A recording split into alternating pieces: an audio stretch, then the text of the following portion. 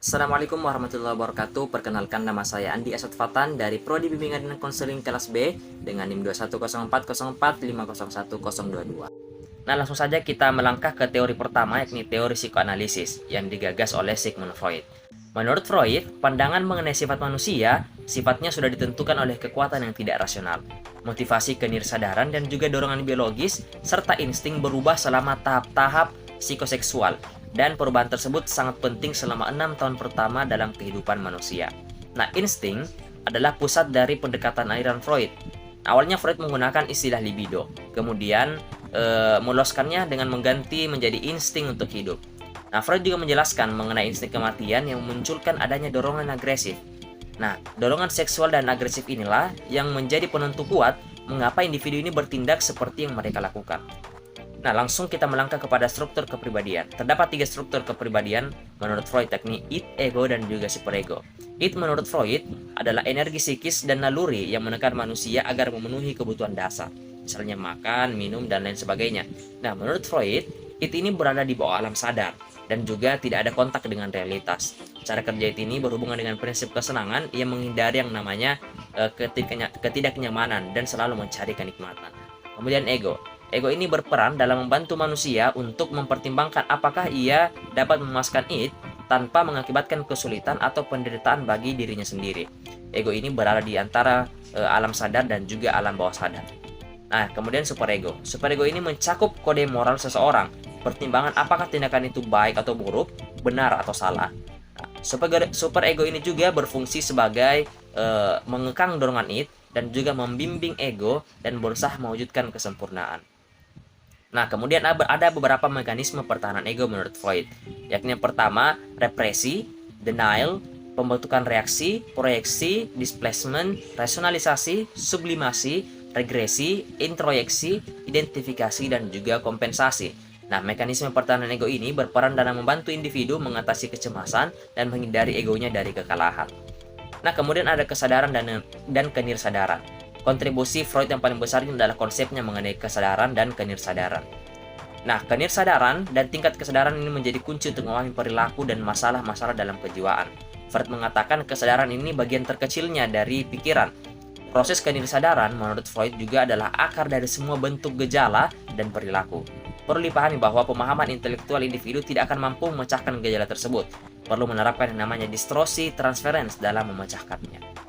Kemudian ada beberapa teknik konseling dalam psikoanalisis. Nah, teknik konseling dalam psikoanalisis ini ada 5. Yang pertama, analisis mimpi, asosiasi bebas, analisis transferensi, analisis resistensi, dan juga interpretasi. Tetapi di sini saya akan membahas mengenai yang sering digunakan, yakni asosiasi bebas dan juga analisis mimpi. Asosiasi bebas ini merupakan teknik yang memberikan kebebasan kepada konselor untuk mengemukakan segenap perasaan dan pikirannya yang terlintas di benaknya, baik itu yang menyenangkan maupun tidak menyenangkan. Konselor ini melepaskan perasaannya melalui proses yang namanya katarsis, sehingga konselor dapat melepaskan segenap perasaan yang mengekang dirinya. Kemudian analisis mimpi. Teknik ini merupakan teknik di mana konselor mengemukakan segenap mimpi-mimpinya kepada konselor. Interpretasi mimpi ini dimaksudkan untuk mengajak konselor menafsirkan makna-makna yang tersirat dalam mimpi yang berhubungan dengan dorongan ketidaksadarannya. Kemudian kita lanjut kepada teori yang kedua, yakni teori Adlerian, yang digagas oleh Alfred Adler. Adler menjelaskan bahwasanya individu mulai membentuk sebuah pendekatan terhadap kehidupannya pada 6 tahun pertama. Adler juga menjelaskan bahwasanya individu dimotivasi oleh yang namanya hubungan sosial, bukan desakan seksual. Teori Adler ini berfokus kepada perasaan inferioritas, yang dimana inferioritas ini merupakan kondisi normal atau sumber perjuangan bagi seluruh manusia. Dasar perspektif Adlerian juga ini menyatakan bahwa perilaku manusia tidak semata-mata didorong oleh hereditas dan juga lingkungannya, melainkan kita mempunyai kapasitas untuk menginterpretasikan, mempengaruhi, dan menciptakan kejadian. Nah, ada beberapa prinsip-prinsip dari teori Adlerian ini. Yang pertama, prinsip inferioritas. Adler meyakini bahwa manusia dilahirkan disertai dengan perasaan inferioritas. Perasaan inferioritas ini muncul ketika individu ingin menyaingi kekuatan dan kemampuan orang lain. Jika tidak mencapai taraf perkembangan tertentu, maka timbul lagi rasa kurang untuk mencapai taraf berikutnya. Begitu seterusnya, hingga inferioritas ini tampak dinamis dan mencapai kesempurnaan dirinya. Kemudian yang kedua, prinsip superior. Bagi Adler hanya ada satu dorongan, yakni dorongan untuk superior sebagai usaha untuk meninggalkan inferioritas. Namun perlu dicatat bahwa superior di sini bukanlah kekuatan melebihi orang lain, melainkan superior atas diri sendiri. Kemudian yang ketiga, prinsip gaya hidup. Gaya hidup manusia tidak ada lagi yang identik sama, sekalipun pada orang yang kembar. Gaya hidup merupakan cara untuk mencapai superioritas. Gaya hidup ini dikombinasi dari dua hal, yakni dorongan dari dalam diri yang mengatur arah perilaku, dan juga dorongan dari lingkungan yang mungkin dapat menambah atau menghambat dorongan dari dalam tadi. Nah, kemudian yang keempat, prinsip diri kreatif. Diri yang kreatif merupakan penggerak utama tingkah laku. Diri kreatif juga tahapan di luar gaya hidup, dan juga diri kreatif membuat sesuatu yang baru yang berbeda dari sebelumnya, yakni kepribadian yang baru. Kemudian yang kelima, prinsip diri yang sadar. Kesadaran menurut Adler adalah inti kepribadian individu. Adler merasa bahwa manusia menyadari segala hal yang dilakukannya dan juga dapat menilainya sendiri. Kemudian prinsip yang keenam, yakni prinsip tujuan semu. Adler mengakui bahwasanya masa lalu itu penting, namun lebih penting lagi masa depan. Yang terpenting bukan apa yang telah individu lakukan, melainkan apa yang akan individu lakukan dengan diri kreatifnya pada saat tertentu. Kemudian prinsip minat sosial. Adler menyatakan pula bahwa manusia memiliki minat sosial. Kebutuhan ini terwujud dalam komunikasi dengan orang lain yang pada masa bayi dan juga mulai berkembang melalui komunikasi anak dengan orang tua. Nah, selanjutnya urutan kelahiran, yang dimana urutan kelahiran ini menjadi salah satu faktor yang mempengaruhi karakteristik seseorang. Adler mengidentifikasi 4 situasi. Yang pertama, anak sulung. Anak sulung yang terlahir sebagai anak tunggal sebelum lahirnya anak kedua merupakan individu yang melindungi dan senang membantu orang lain, cerdas, berbakat, serta lebih konservatif. Kemudian yang kedua adalah anak tengah atau anak kedua. Anak kedua atau anak tengah ini lebih mudah untuk kerjasama dengan kakaknya atau anak sulung. Kemudian anak tengah juga cenderung lebih diplomatis dan juga menjadi penengah saat adanya perselisihan di antara adiknya ataupun kakaknya. Kemudian yang ketiga, anak bungsu. Anak bungsu merupakan anak yang paling dimanja, cenderung tidak akan bisa mandiri, dan terkadang selalu berambisi untuk berprestasi dalam segala hal. Dan yang keempat, anak tunggal. Anak tunggal ini mungkin kurang mampu dalam belajar untuk bekerja sama maupun berbagi dengan anak lain. Anak tunggal pun kerap dimanja oleh orang tuanya dan menjadi sangat bergantung kepada orang tuanya. Nah, terdapat 2 teknik dalam konseling Adlerian. Yang pertama, teknik komparatif, di mana teknik ini konselor melakukan perbandingan dirinya dengan konseling. Dengan empati, konselor mencoba membayangkan gaya hidup dan masalah konseli dalam dirinya. Atas dasar itu juga konselor kemudian membantu konseli untuk memperbaiki gaya hidupnya dan membantu memecahkan masalah konseli. Kemudian yang kedua, analisis mimpi. Dengan menganalisis mimpi yang dialami konseli, maka konselor dapat memperkirakan tujuan hidup konseli.